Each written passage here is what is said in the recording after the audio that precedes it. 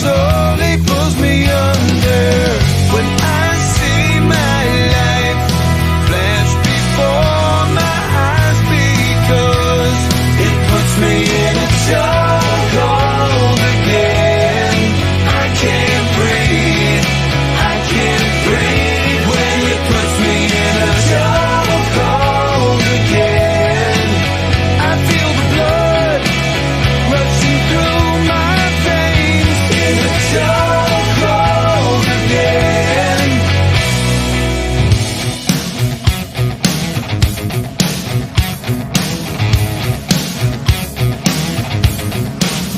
Beat down the horse that ain't breathing, and wait for it to lead the way. All along you're still believing that you're gonna see the light of day. So I kick and I scream, throwing fists like you ain't seen. Try to pull me under, try to pull me under. When I see my life flash before my eyes, because it puts me in a chokehold again. I can't breathe, I can't breathe when it puts me in a chokehold again. I feel the blood rushing through my veins in a chokehold again.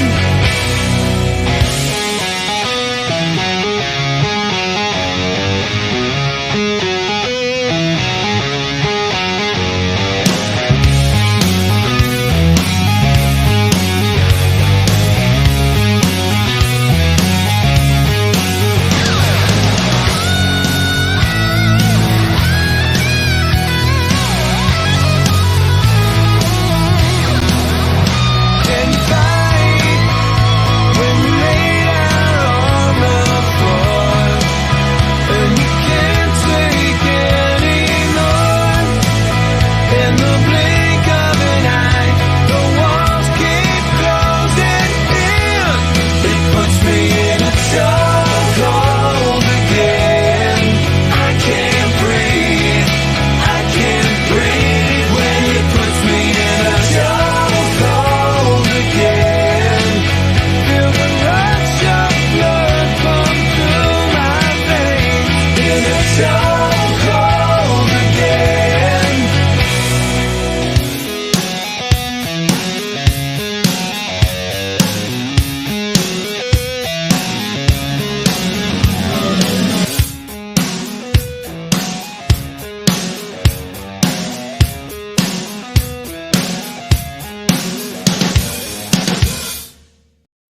Well, hello everybody. Welcome Tuesday. Happy Tuesday.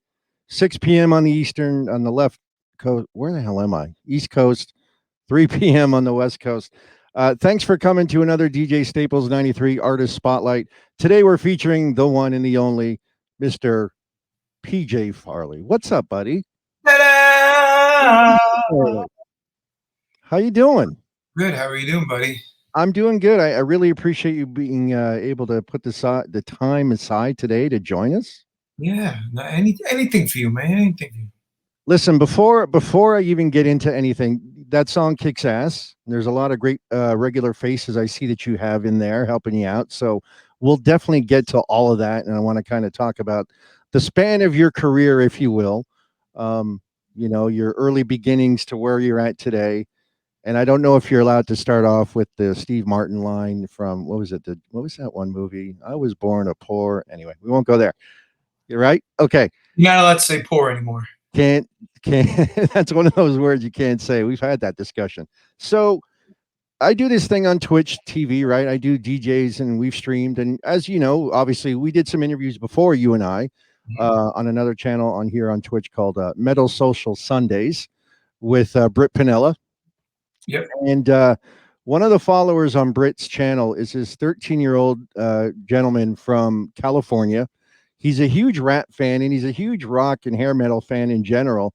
And his name's Chris, but his screen name is S810_X. I don't know if you can see it on your screen or not, but his name is Chris. So Sweet.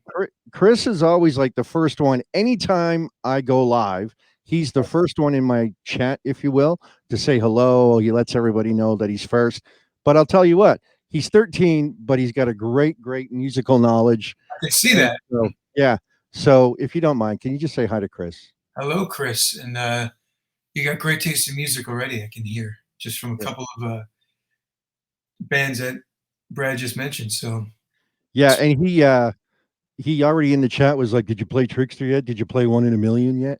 So, hey, see, he's not a joke. He's no joke. No, Chris is the real deal. So he's a good kid. So I want to at least say hello to him and have you say hi to him because What's he's, up? Stick around. It's gonna be fun. Yeah, he's an avid listener. So what's new, PJ? What's going on with you? Oh, what's new with me? Well, I'm finally back to kind of my normal life, which is traveling and playing music and um, you know living at the airport, Fun, spending too much money at the airport bar, right? and just being happy out there playing and doing it COVID style. Well, I will say I enjoy when you are traveling because your Instagram photos are usually of you at the local coffee bar, the continental breakfasts, all that kind of stuff. Yeah, even if it's not at my hotel. Yeah, the little trick there, you have to that'll gag. Go to find out about it. Well, it is. Yeah, I like posting some stuff of my adventures. I mean, this room gets a little boring every once in a while, so I'll post when I'm not in it. Well, that's a nice room, though. I've been fortunate to be in that room. We're here, yeah. Question for you: how many, since you're in that room and we're talking about hotels, how many key card hotel keys do you have currently, if you had to guess? Well, as you know, did you see the wall? The wall I'm looking at, which is basically the size of this wall. Okay. It's all key cards. I glued them all up to my wall, so it's wallpapered. You did it. All just key cards, yeah. I would turn them on my desktop, so I can't really maneuver it. But yeah, the whole wall is. I got about 25% left, but really, because there's a desk, I got maybe 2.5 feet left of open real estate. Had it not been for COVID, this thing would have been full. There you go. I remember the one time I did visit, you had all your keys in a bag, in a Crown Royal bag, if I'm not mistaken, right? Yeah, it's from like the last probably, and this is probably only for the last 7 years, maybe, if that. All right. Would you mind maybe when we're done taking a picture and posting it on your Instagram? Sure. Would you mind? I will do that. And just for the folks that are watching, that would be PJ Farley on Instagram. Yeah, I will do that. It's pretty impressive. Although I use kind of crappy adhesive, so the weather this room, my room that I'm in, my man cave and studio is in the garage. Essentially, I built out my garage, so I'm not in the basement or anything. Right. So it gets cold in here, and then in the summer it gets humid. So sometimes I'll be sitting here, I'll be clunk. I'll get hit with a card and stick it back up there. The sky's falling. Yeah, I got some good stuff now. I got the good adhesive, and more of that Elmer's. Why don't you use the double stick Velcro stuff from 3M? Just throwing that out there. Throw 3M. 400 cards up here. You know what that cost? Yeah, that's a lot of Velcro. So, all right. So, Chris in the chat also wants us to be aware that he's got the Cherry Pie tour on DVD with Firehouse and Trickster. Oh, on DVD, huh? There you go. And do you recognize? Can you see the screen, PJ? Can you see his comment on the screen or no? No. He's got a picture of a band by the name of Tough. Ever heard of them? Of course. And so he's a big Tough fan. So anytime I'm online, he wants me to play Tough. Of course, Tough and Steve Rochelle, the maker of Metal Sludge online. There you go. The inventor, creator, owner. See, he's already saying play tough. So let's talk about the Trickster thing for a little bit, and then I kind of want to go back, but even before that. But recently Trickster is celebrating the 30th anniversary, right? Of what big event? Of a landmark day for us. Yeah, it was April 18th, 2091. 2091. 2091. We're jumping ahead a lot. I just feel sometimes I'm in 2091. Yeah, I bet. Like standing or getting up in the morning, like, oh, is it 2091? 1991. We played the Meadowlands Arena here in New Jersey, which is our hometown arena, and you know it. Mhm. So growing up, as a kid, we all dreamt about playing that place, and that was like, if you played there, you were like, well, you made it. Yeah. So the 30th anniversary of the first time we played there. So it was kind of a historical moment for us. And there's a documentary kind of thing on Steve Brown's YouTube page, and it's on my Facebook too as well. If you go to my Facebook or Steve's YouTube page, Steve Brown Rocks, I think it's a cool little 20-minute documentary on it. We talk about it. Yeah, I wanted to get a link to that, and I unfortunately didn't have time to get it and share it. But you talk about you knew when you and I kind of talked about this one time offline. You probably don't remember, but I'm a sponge. So because you've done a ton. I mean, you've worked with so many bands, so many artists over the years. And I asked you, I think you had even said, you kind of knew when you stepped out onto that stage before Bon Jovi, when you opened, you okay, I made it. Was that the pinnacle moment of your career when you realized that, or was there another defining moment for you, or was that it? When we played the Meadowlands? Yeah. The first time was with Scorpions. We didn't play there with Bon Jovi. Oh, I'm sorry. Yeah, I mean, that was the moment that we just got kind of engulfed by the weight of what was happening to us, because we had been on tour for almost 6 months at that point, probably more. I don't know. We'd done a Poison tour, arena tour. We'd done a bunch of other tours, so we were really in the groove and stuff, and we were all over MTV at this point, and we were never home to kind of experience that, just flipping through the channels and see ourselves on MTV, because we were always on a tour bus where you didn't have cable on a tour bus back then. Mm. So I mean, we had a couple of days off here and there in that time period where we would see it. But no, when we played the Meadowlands, we really all felt like, the reality of just how far we'd come from that point. So it was kind of special for us all. How old were you when you joined Trickster? I think I was just 15, just barely 15. So 20 years ago, basically. So we're in 2091 now, so that's right. Come back. That's right. And so how does the Trickster thing come about?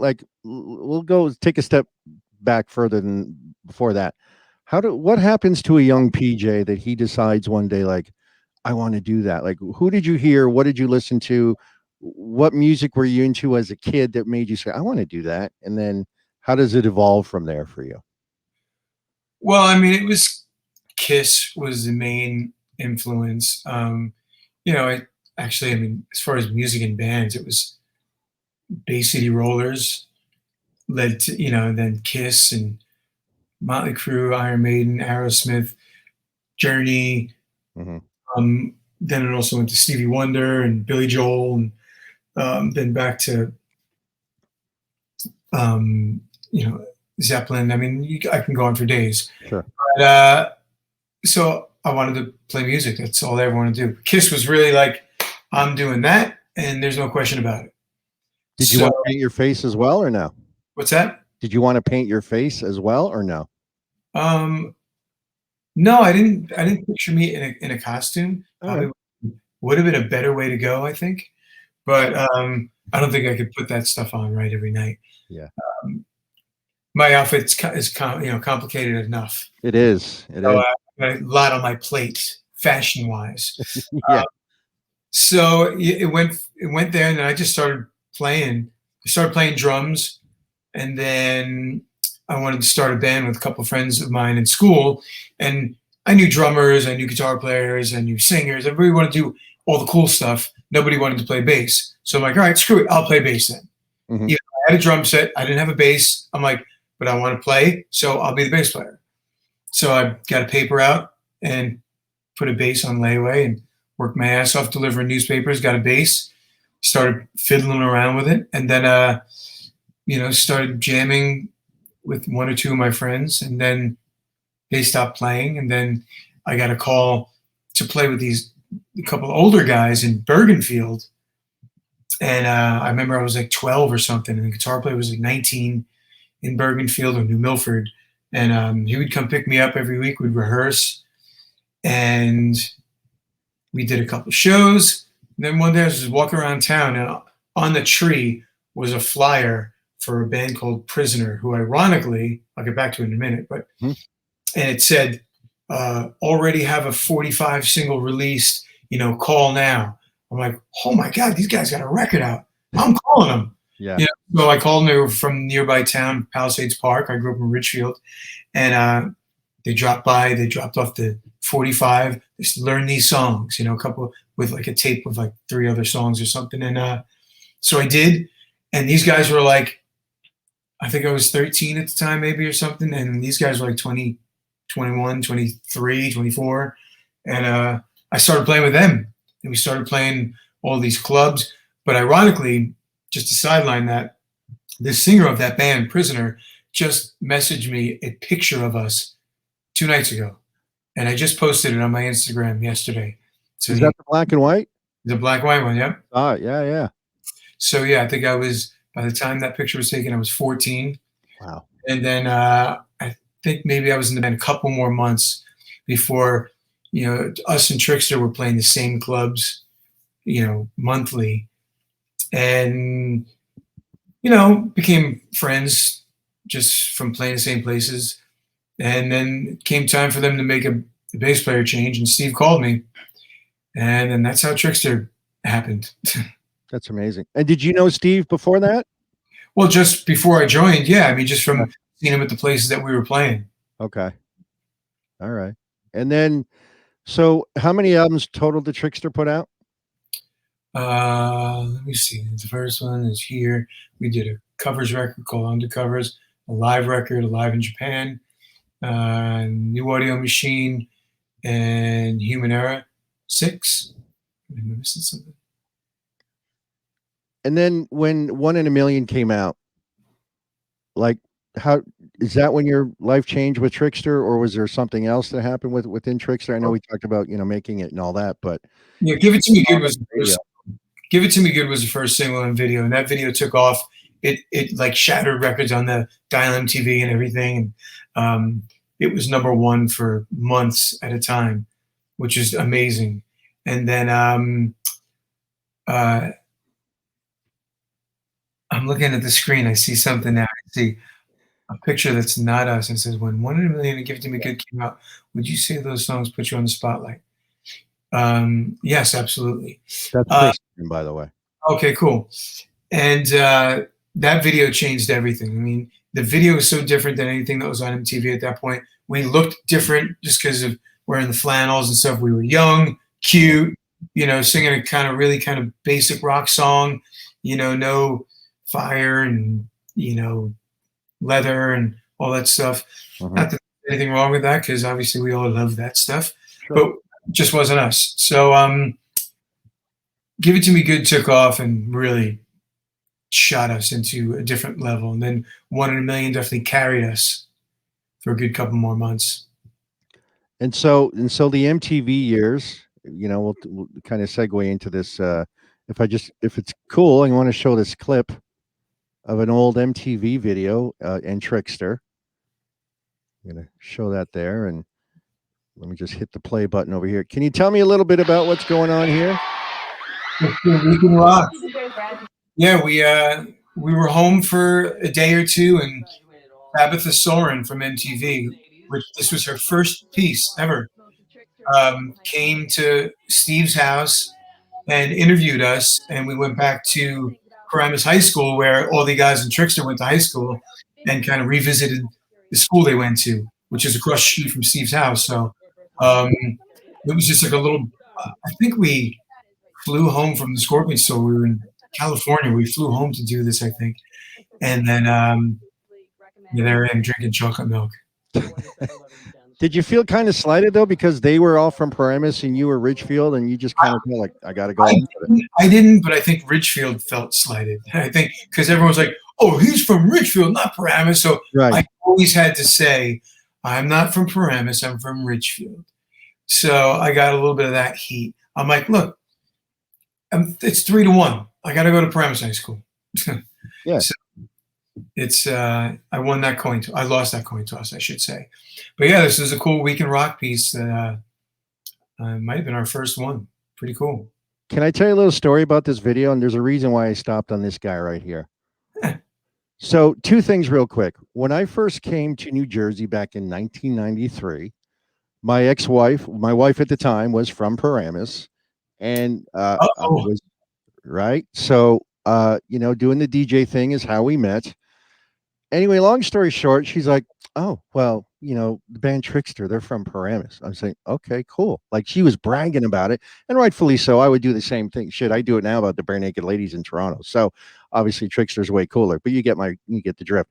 So growing up, living in Paramus in 1993, I won't give the street away, but this guy is Brian Greco. He was my neighbor across the street. He was high every day. True story, he would get high in his pickup truck every day, and he would blast the likes of Marilyn Manson, like the real heavy shit. And I saw this video. I'm like, you've got to be kidding me. This guy is in this friggin' video because he went to Paramus High School. And I don't know if here's what he says. It just goes to show he's a bit of a jerk. Listen to what he says here. The band ACDC is, but it's good that it got us out of class. Did you hear what he said? What did he say? I didn't hear it. He says, Trickster's not necessarily my favorite band. My favorite band's AC/DC, but it's cool. It got us out of class.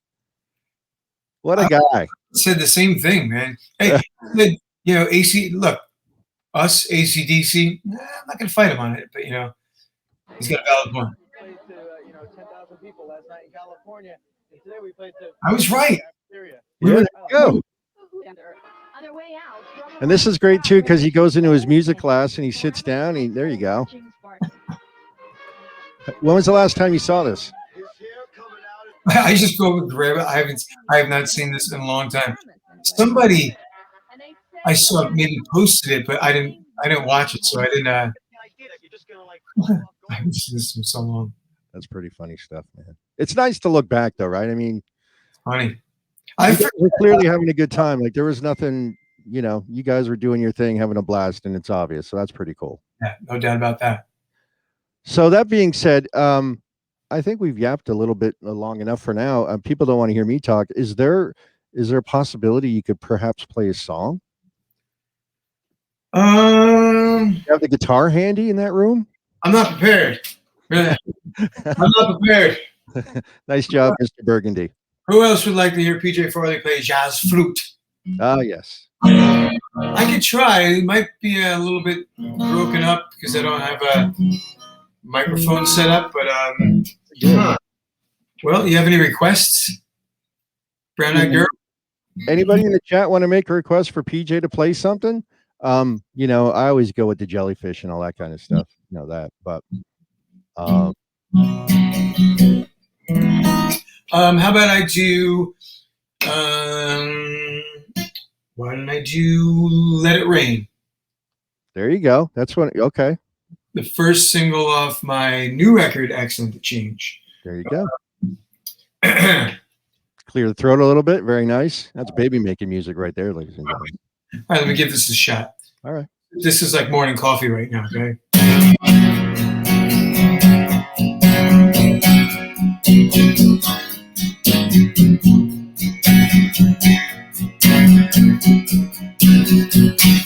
I lie awake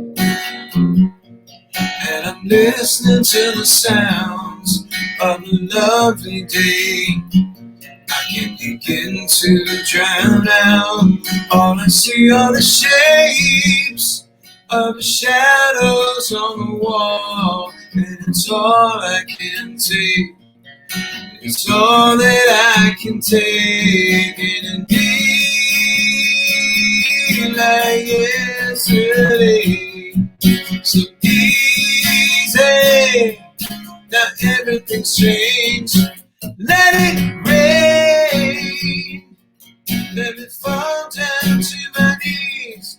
I can break away a little while, get back on my feet. Let it rain, let it all wash away. I can close my eyes, but still inside. Till then I say, let it rain.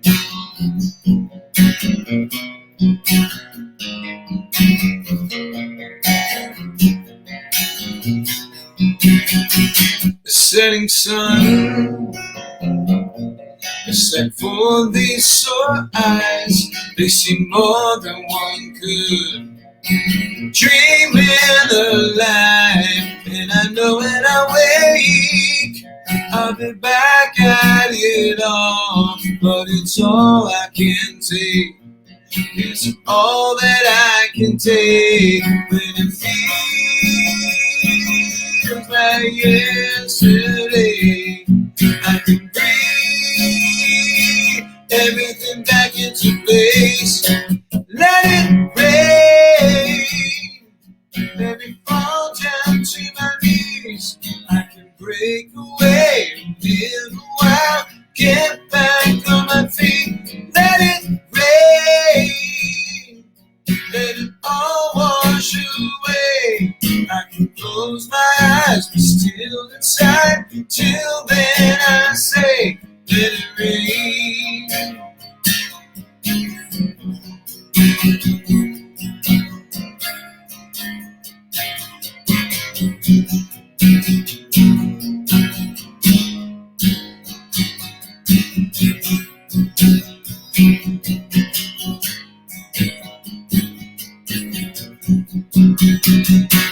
I lie awake and I'm listening to the sounds of a lovely day. I can begin to drown. Let it rain, let me fall down to my knees. I can break away a little while, get back on my feet. Let it rain, let it all wash away. I can close my eyes, but still inside. Till then I say, let it rain. Let it rain. Let it rain. Let it rain. Let it rain.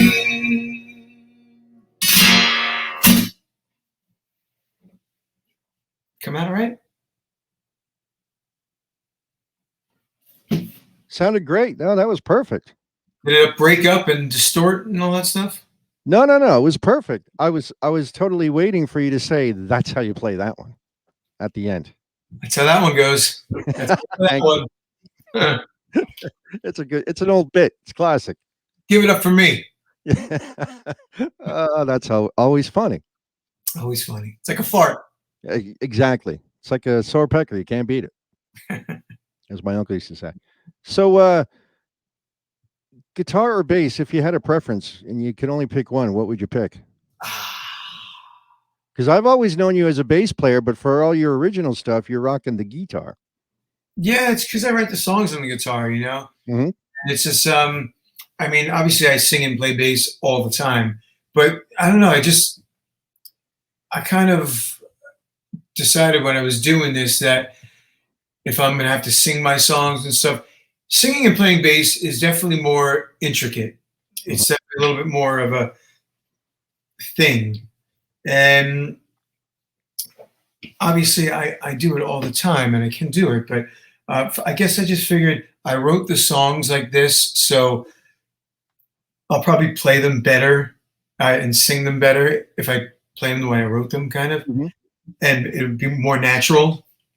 And I said, yeah, I've been playing bass all my life, and I've been playing guitar all my life too.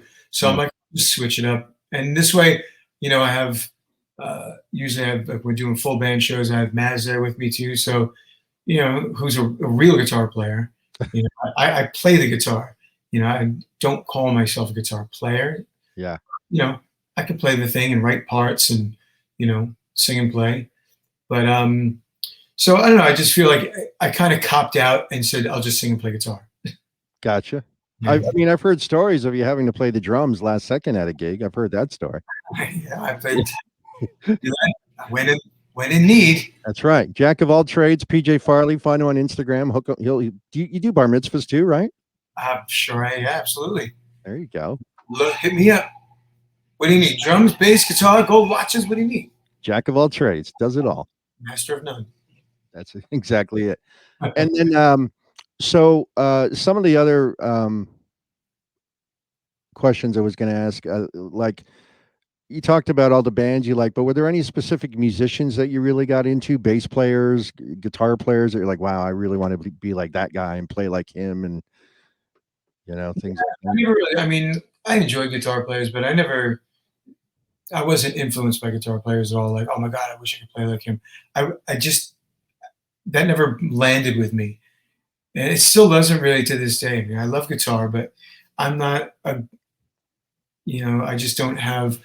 To me, musicians that I really love are drummers, and bass players. But first and foremost, I'll go, favorite musician, John Bob. Mm-hmm. And first couple will be drummers right off the bat. Yeah. So, it's and then as far as bass players, Steve Harris was a big one growing up. Jocko, Flea, and Gene Simmons. Those they kind of set the tone, and Nikki Sixx in the sense of just he was so different from everyone else that I just mentioned. Yeah. A different type of bass player, and I definitely come from that school, his kind of school where it's play for the song, you're the bass player, you're going to be heard. You need to be heard. You don't have to play all the notes. Right. Okay? You're important, and people like you. Okay. You got to have the confidence to be that guy and just go, dun, dun, dun, dun, dun, dun, dun, dun, dun, dun. And I'm totally cool with that. I don't, I mean, then you got a guy like, McCartney who's just playing these beautiful lines and stuff, which is great. And I love doing that stuff, but I perfectly fine just riding the eights and, or just downbeats or something, just playing for the song. And Nikki to me was always the coolest motherfucker, just wailing away on it and looking cool and, writing great songs. You mentioned McCartney. I'm not sure who that is. Could you elaborate maybe on that one a little bit? No, I just actually saw his name somewhere on Facebook. Never heard of him. Yeah. Never heard of him.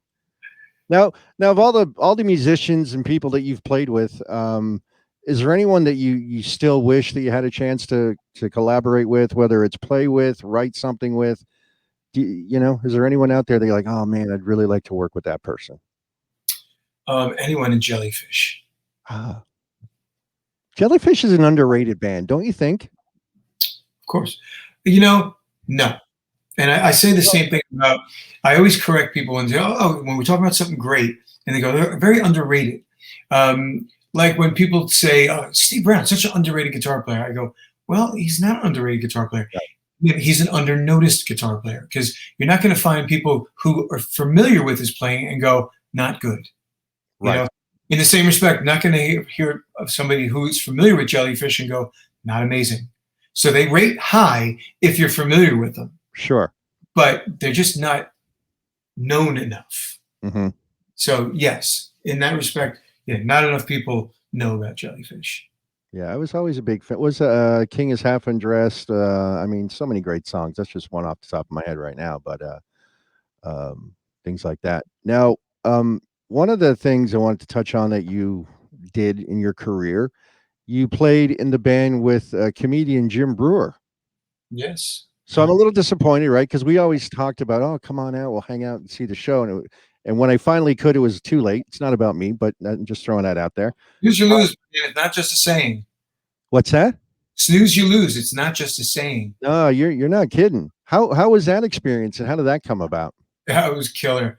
That was so fun. I was such a big fan of his from before that I got that gig. Steve had known him for a little bit, and there was a time where Jim called him to maybe do some shows with him a couple of years before we started playing with him. But it never happened, and then he called him. Jim started doing this residency at the Paramount in Long Island, Mm-hmm. and he had this whole show idea, wanted a great rock band behind him. So lo and behold, it was us, and it was great, man. You know, we would just go to rehearsals and really just talk and laugh. We'd play for 6 minutes. Mm. That was it, because our part of the show, we did one song at the end of the night. That was it. So we got to just laugh our asses off the whole time, literally until the curtain opened. I'd be behind the curtain waiting for it to open and reveal the band, and we start playing, and I'd still be laughing, like Yeah. years laughing. He the thing I like about Jim Brewer is that if you followed his career along from his early days to till now, let's just say, there was always that musical influence, right? He talks about his AC/DCs, the Iron Maidens, the Judas Priests, and as he got more and more, as his career went on, he incorporated more of the music into his show. Is that fair to say? Yeah. Right, like, because I have a DVD of his. He had a band there, and he was doing the whole AC/DC, doing the nursery rhymes, and I'll put a record out too. yeah. Oh, that's right. He did a heavy metal record. That's right. I forgot about that. Yeah. He Funny. had pretty big members in his band, right? Big member. Pause. Do you remember? I'm sorry. Do you remember some of the members of his band? Referring to me, thank you. Yeah, you're welcome. I I forgot about that. don't remember the big members in his band. I just want to say big members for the next 45 minutes. Big members, big members. So in relation to Jericho, Brewer, I want to talk about the Jericho thing because he's very similar. For those that know, Chris Jericho, WWE superstar wrestling guy, but always a big music guy. And I noticed in a lot of his music or a lot of his interviews, he's always referring to music. I watched something recently. He talked about why he had his hair up in a ponytail back in the day. And he's like, oh, it's because of Gene Simmons. So a lot of what he did in his wrestling correlated to music. And so thank you, Vinny Vegas in the chat mentioned Fozzy. So, and that's kind of where I was going.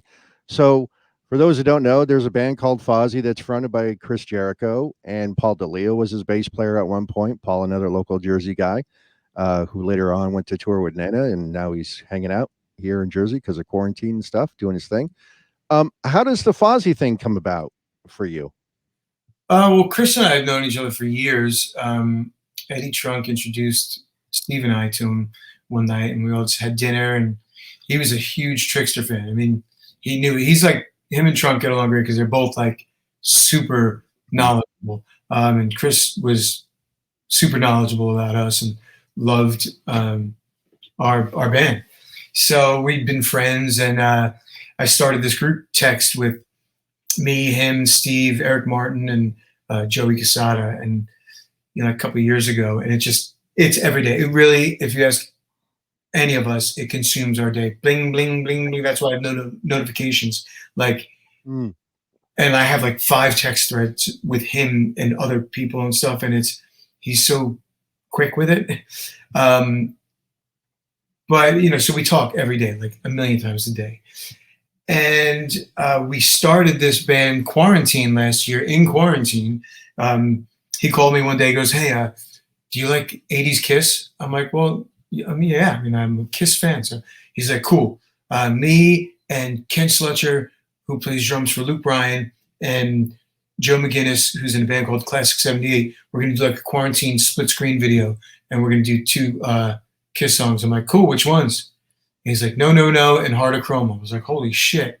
So, digging deep. Awesome, I'm in. So this was back in probably this time last year. So we wound up doing those songs and videos. And then it came down, Fozzy had a tour booked last August and some shows booked last summer. And their bass player didn't want to do anything. Mm. A guy by the name of Randy, he just, was on lockdown full on. So Rich, the guitar player, Rich Ward, and Chris called me and said, "Hey, you're our first call here. How do you feel about touring in a pandemic?" I'm like, "I love touring in a pandemic. Who doesn't? I love a pandemic this time of year. Yeah. Let's go. Sturgis, I'm in, baby. I was going to ask you about Sturgis. Yeah, for sure. Sign me up." So, and then it went great. I mean, I hadn't really known those guys at all. I knew Chris, obviously, and met Rich a couple times, but the other guys I didn't really know, and just got on the bus, and it was like an old shoe. Just fit. Felt really good, yeah. And then, then we did a live like a live streaming thing together, and if the shoe fits, wear it. So that was kind of the thing. It just kind of stuck, and here we are. And I'm glad you brought that up because it's a good segue. I have the video that you guys first did under quarantine. No. Real quick, when you're talking about 80s Kiss, was that some sort of a reference to like 80s Billy Joel in the movie? Or is it just that? I mean, I get it. It's a legit preference, but is there some kind of it, or am I just talking at my ass? We do throw that line out a little bit, but it's actually, technically, it's Kulick era. Ah, okay. Yeah. So, and he was affiliated, right? There were some videos. I think you did videos with him, right? He did Heart of Chrome with us. He recorded it, played the guitar on it, and did the video with us. And he's an honorary member. And what about John 5? So that's a whole other. So I have my 80s Kulick era Kiss, tributes, and then on the other side I have my 70s project where it's me, Charlie Bernante from Anthrax, John 5, and Joe McGinnis, who's also in Quarantine and Classic 78. So I was covering all of Kiss. So with Charlie and John and Joe, we did All the Way and Mr. Speed, and those are like exact replicas, true to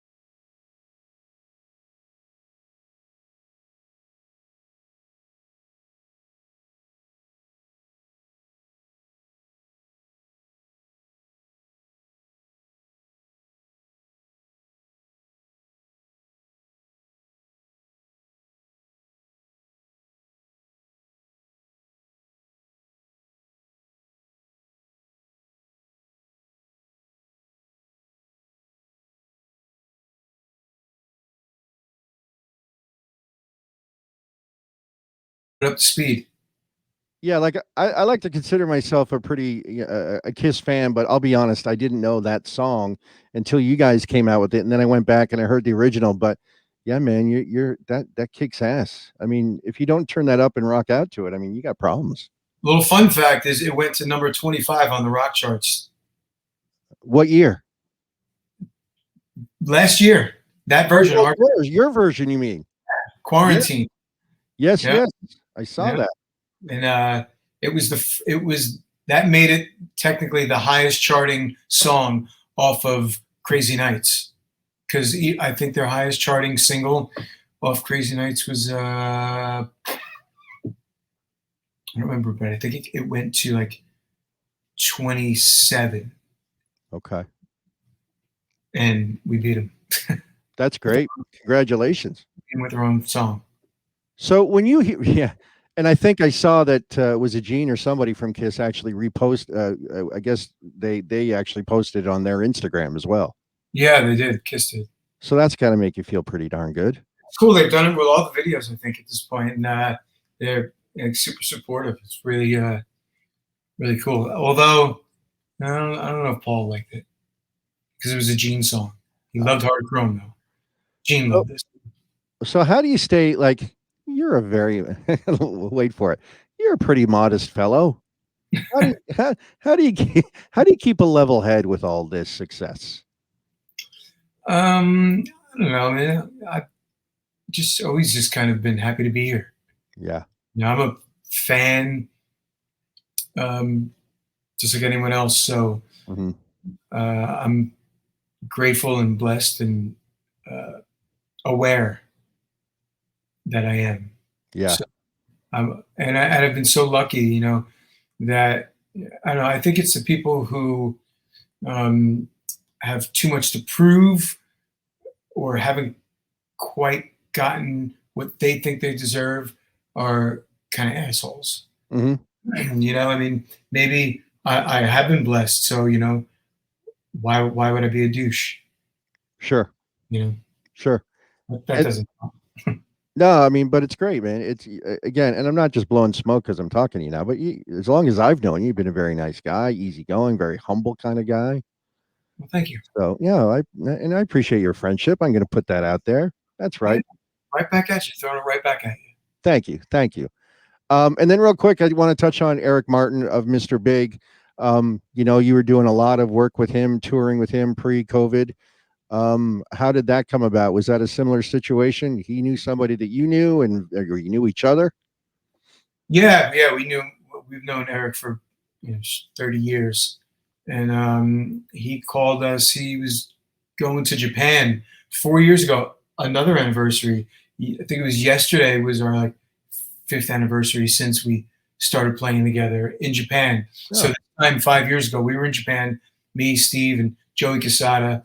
No, Rich Scanello was playing drums, and Eric had this tour booked, and he needed a band behind him, so he called us, and here we are. And 5 years later, and him and I go out and do acoustic shows a lot. We did it all through from like September last year, all through the end of the year. I was just out with them last weekend and the weekend before, and be out with them again in 2 weeks, and then we have full band shows in June and for the rest of the year.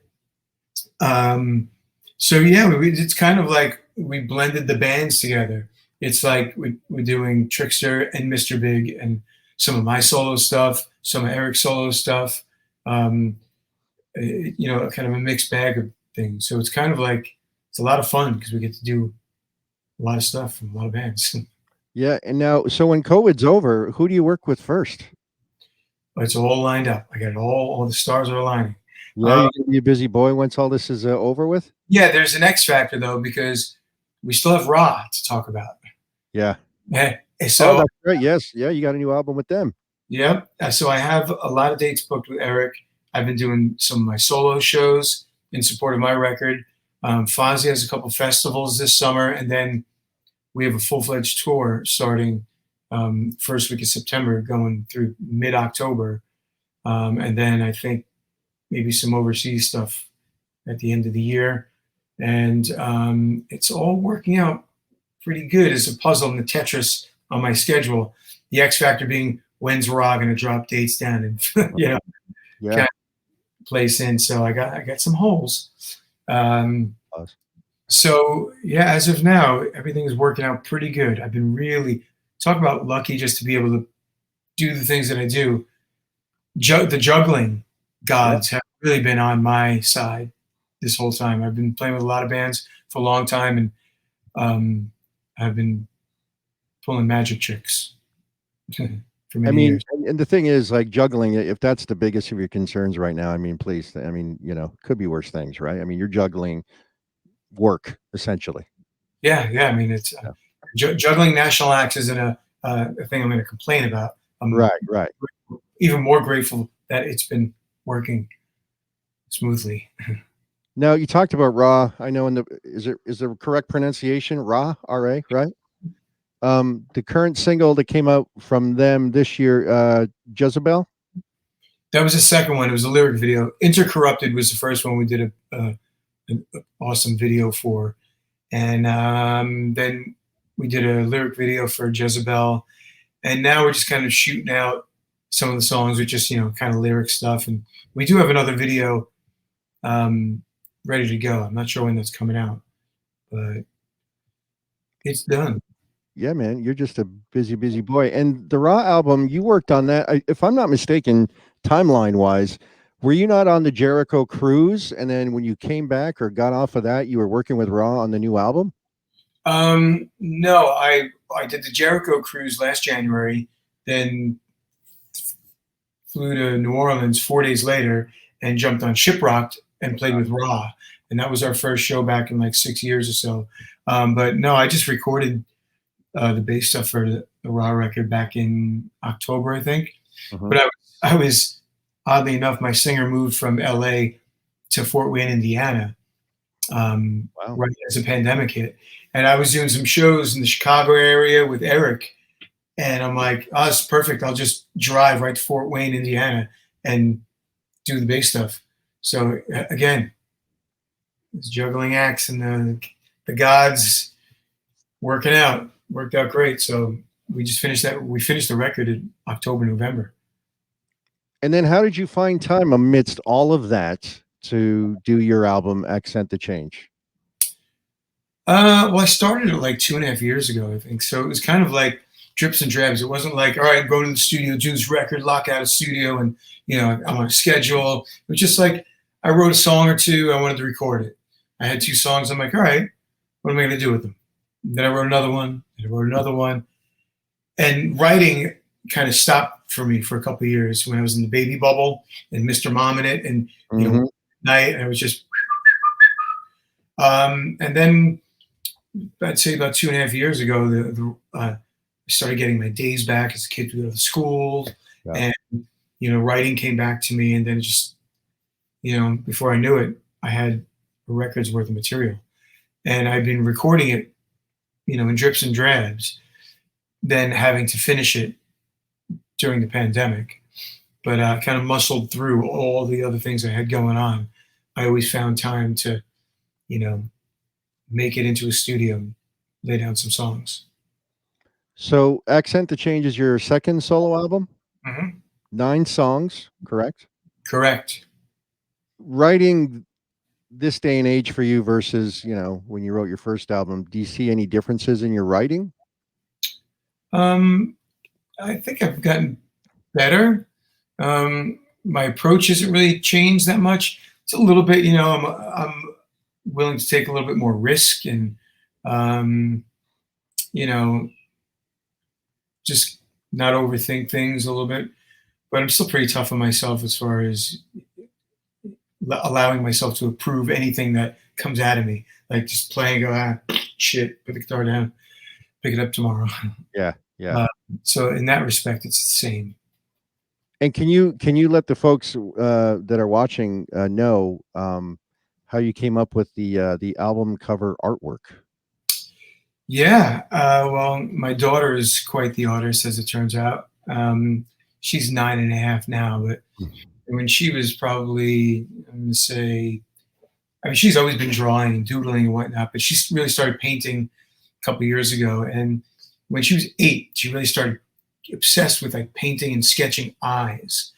And she had this one, which is the album cover. Where is it? I don't know. Look it up. There it is. I shared it here on the screen, minus all these little smaller images, but there it is. So, and I'm like, oh my God, look at this. This is amazing. I'm like, that's my album cover. And I didn't tell her because she's an artist in the truest form, in the sense that she thinks everything she does stinks. You know, like getting back to me, would I play? Nah, it's garbage. Right. So I didn't tell her. I'm like, you know what? I'm just going to take it, and then I'll just hand her the CD when it's done. And so it kind of present it in a thing that's like, look how cool. It's an actual product. You know, look, you're on Amazon, you're on iTunes, you're all over the place. And I paid her. So once I got finished the physical product, I gave it to her. And I think she caught wind like the day before. I waited for like 7 months to tell her this, and kept it from her. And I think somebody spilled the beans in passing, so I gave it to her. She goes, "Yeah, I know. So and so told me, and yeah, I know. I don't know. Why'd you do this? This took me 10 minutes. I used dollar store paint. Why would you? I had 20 of these lying around. Why would you use that?" I go, "Well, because it's beautiful." I go, "And here you get paid for it." I gave her $100. She goes, "No, I don't want it." Well, what do you mean? I go, "You get paid for your work." I go, "My label would have to pay an art director to, no, I don't want the money." I'm like, "Take the money." She's like, "No." And then finally she caved. She's like, "Fine, we'll go to the store. I'll spend it." Nice. She's like, "Give it to Lila. Give it to her younger sister." She's like, "Give it to Lila. I don't want it." She's that bad. But so that's how it came up. And I just thought, it's so cool. And I love the openness of it too, and the very bold.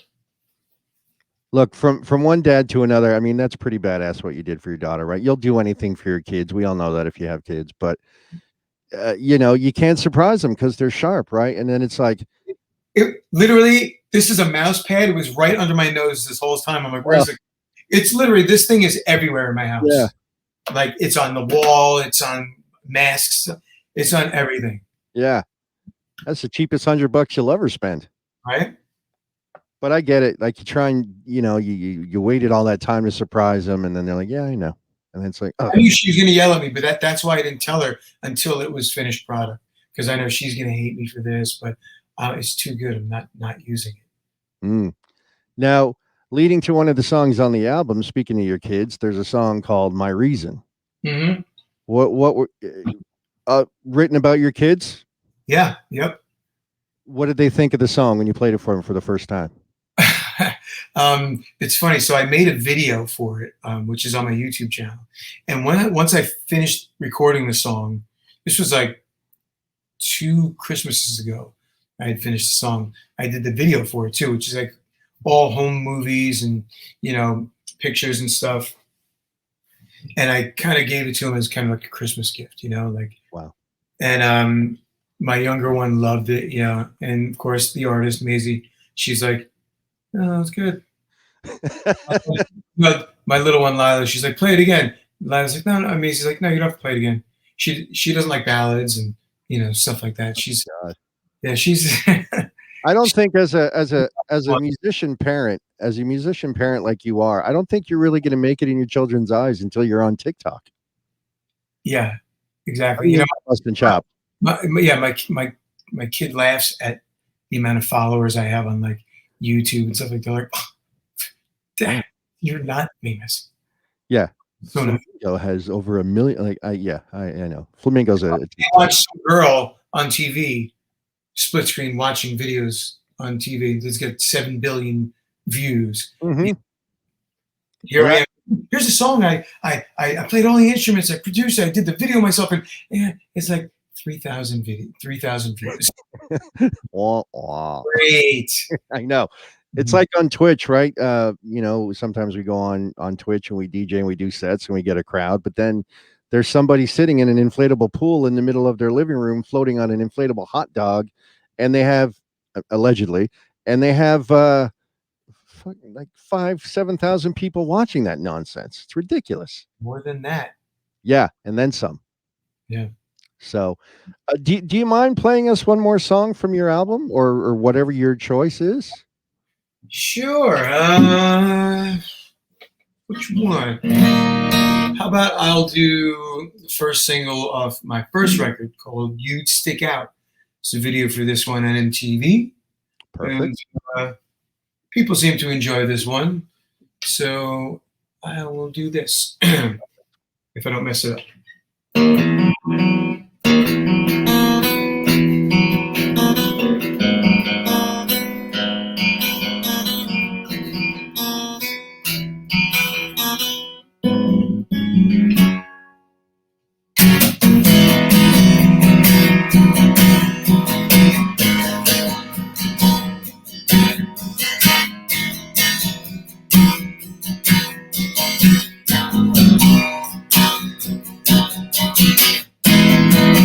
If you're restrained within the weave of my emotion, I feel you push your way up to the surface.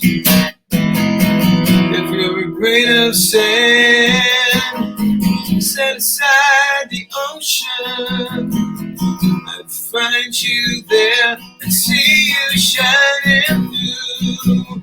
'Cause you stick out in a way that no one else can. And you stick out, there's no way that I could lose you. You'd stick out.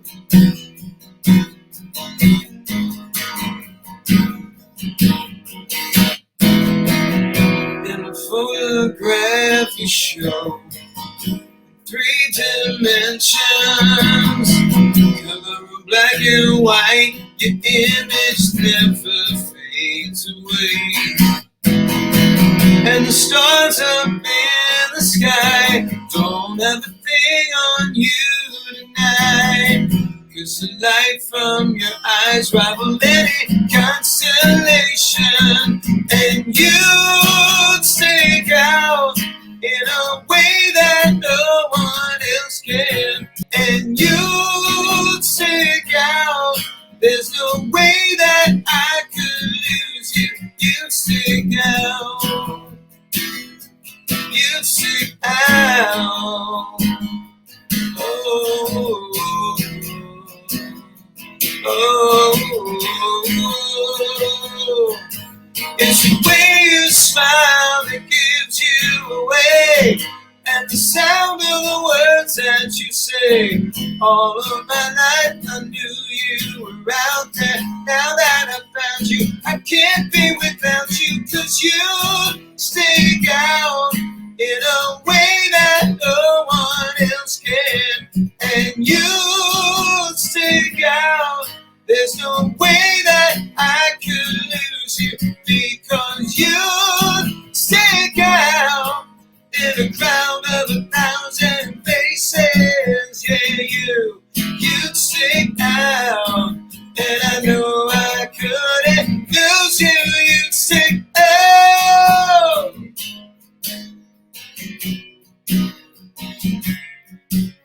I know I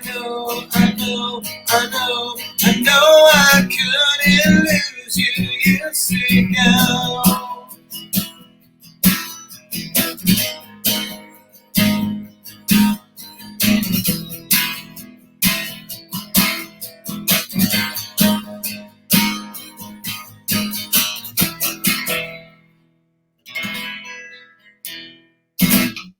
Very nice.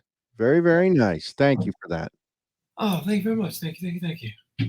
While you were playing, I put the link up in the comment section here. If you're on Twitch and you're on your phone, you can click on the link. It'll take you directly to the Spotify link for PJ Farley's music, where you get his first album, his newest album, Accent of Change, right? Accent the Change. Accent to Change. My bad. Accent the Change. Oh, Accent the Change. Brad, stay with me. Brad, stay with me. Accent the Change or Accent the? Accent the change. Okay. Now for our French, that would be accente goût. There you go. And the cup of the crush. Ouais. So what's next for you? What's coming up with for you? Next week, I'm off to go film a new video with Fozzy for Fozzy's new single. I'm not sure when that's coming out, but I know I'm doing the video next week. Mm-hmm. And then after that, got some shows. I'll be out in Green Bay, Wisconsin, and Sturtevant, Wisconsin on May 14th and 15th with Eric. And then June 4th, Steve Brown, myself, Joey Quesada, Eric Martin, full band, full rock show at Thelma's in Sharpsville, Pennsylvania. Nice. And then Sunday, June 6th, same band in Sunbury, PA at the Spyglass Ridge Winery. I think it's a 2-day festival. It's like Dokken, Warrant, Lita Ford one day, and then next day is like Winger, Firehouse, us. Lot going on. Sunbury, Pennsylvania, June 6th. And then kind of some festivals with Fozzy, and So you're going to be busy, which is great. Yeah. So real quick, you mentioned Lita Ford. Didn't you play with her for a little while? I did about almost 4 years. Was that you and Dennis Zimmer on drums, perhaps? For a part of it, yeah. He Right. brought him in about the last year or so, I think. Again, just throwing it out there, Dennis Zimmer. I love. Never heard of him. Yeah, thank you. Never heard of the guy. Exactly. That's all I have to say. That's all I got to say about that. We've said enough about him. What's that? We said enough about him. Yeah. We'll move on. We'll move on. Dennis, no, terrific drummer, outstanding drummer. Guy Great look, good drummer, great look. flips a microphone like nobody's business. Yeah.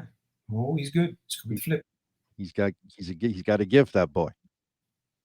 One last question for you, and I hope it's not too deep. How do you manage? How do you balance the family life, the work life? I mean, I know you. You're an amazing dad. I've seen the photographs. I've talked. I see how you interact with your kids and stuff like that. And obviously, you're married. And how do you balance it all? How do you and the wife keep things strong? And how do you balance the two lives? Because as busy as I am, what people really don't see is that I'm home during the week.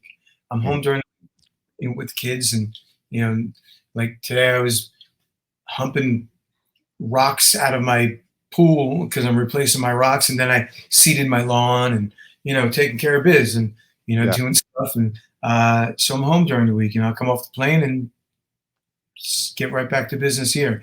And for the most part, I'm kind of a weekend warrior. Sometimes they're a little extended, but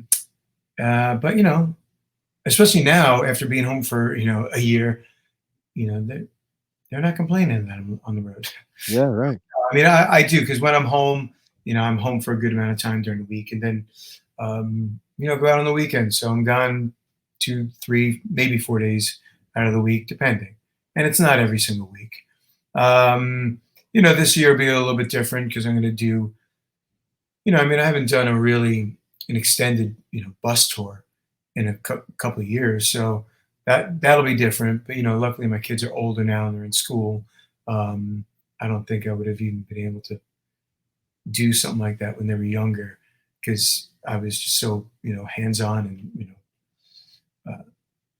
Mr. Mom and stuff. So, I mean, now it's good that they're a little bit older. And so, where there's a will, there's a way. I mean, this is the way I've been my whole life, and always made it a priority, to come home and be home. Mm-hmm. And I am home, if that makes sense. And there's nothing like being home, but that's great. And again, you're a good guy, and I appreciate your friendship. And I'm not just saying that, but I see that you balance things, and I'm glad things are going well for you, my friend. Especially in an age where, in the entertainment industry, there's not a lot going on. Little by little here, it's in Jersey area specifically, things are opening up, and obviously, you got things scheduled and planned. So I'm glad to hear that things are going well for you, my friend. Well, thank you, Brad. send it right back to you. I appreciate you I asking me. always enjoyed doing gigs with you guys when you were in Life Speed or whatever because, you know, it was fun, right? Like it was never hard work. No, just We're eating and drinking other people's food. playing other people's music. Yeah, and just like goofing around. Wrong. Yeah, it's like the dream job. Yeah, I mean, it was really like a, it's kind of a recipe for disaster. When you think about it, it's like, well, whatever, eating and drinking for free and playing other people's music. So, if we fuck it up, it doesn't matter. I mean, let's drink more. That's it. But And no, great friends, and just good times. no, it's definitely a good time anytime we get together. And I'd be remiss if I didn't put this question on the chat in the screen here. My girlfriend, ironically enough, Miss Stacy, if you weren't playing music, PJ, what would you be doing? Prison? I don't know if I'm that much of a rascal, but I got to be honest with you. I have no answer. Anytime people ask me that, I really have no answer because there was never a time when I had to really. There wasn't a time that I ever had to really consider that until last year. Right. Who'd have thunk, right? Fuck, what am I going to do now? Yeah. Like, I can't do anything else. Yeah. No one's going to hire me for shit. I mean, you want me to sing? Come out to your front lawn and sing to you? I mean, I don't know. Sit on the lawn with the hose? No, I mean that's how I still managed to tour a little bit last year. I'm like, I got 4 or 5 bands. I'm not afraid to use them, as I say lately.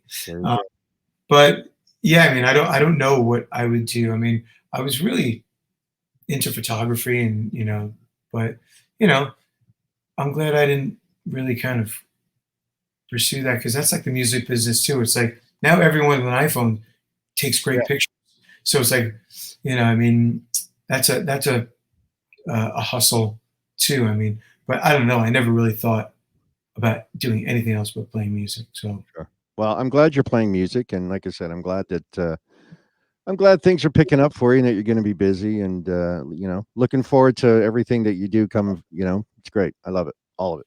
well, thank you, man. I appreciate your kind words and your allowing me to come up and take up some space. Be a part of everybody's homes right now. Toot my own horn. That's it. And by the way, just so you know, by the wonders of Twitch, I have a gentleman here by the name of Tim watching us in Australia. Really? Yes, sir. There's some rumblings that I might actually be in Australia in the near future with Fozzy. So my first time. I've never been to Australia, so I'm looking forward to that. There you go. His name is Tim. I'll hook you guys up so when you do go to Australia, he can show you around. Come on down, Tim. Hit me up on my Instagram. There. So yes. So what's your Instagram? PJ Farley on Instagram. Mm-hmm. And I have my Facebook personal account, which don't go there. Right. It's been 5,000 friends at limit since the dawn of time, and like thousands of just millions of requests pending. But no, I have my own fault. I have a PJ Farley music page on Facebook that I never really promote and use because I go right to mine and it's like linked up to my other thing. Everything's so it's my own fault. It's like my YouTube page too. I don't pimp that out because I just feel like I'm annoying the shit out of people when I'm pimping out my stuff. So, but I have all of it. So find it. Yeah, there you go. So all your stuff is on Spotify, iTunes, or any other kind of streaming service. Wherever. Right? You're everywhere. So anyway, on that note, I want to thank you for joining us again. I appreciate your time. Always fun chatting with you.